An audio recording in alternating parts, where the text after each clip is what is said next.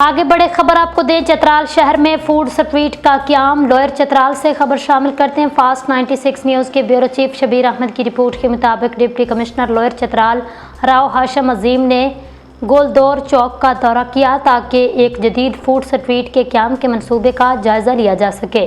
Deputy commissioner ने मुतल्लिका इदारों के अफसरान के हमरा फूड स्ट्रीट के मंसूबों का तफसीली मुआयना किया, उसके मुख्तलिफ पहलुओं पर गौर किया गया।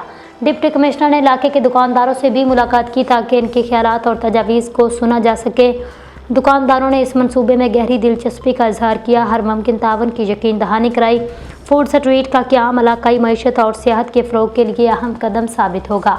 डिप्टी कमिश्नर ने कहा, यह फूड स्ट्रीट मनसूबा न सिर्फ लोअर चतराल के शहरियों और सियाहों को तफरीह और खाने पीने की जदीद और मियारी सहूलत फराहम करेगा, बल्कि मुकामी कारोबारी अफराद के लिए रोज़गार और तरक्की के नए मौक़े भी पैदा करेगा।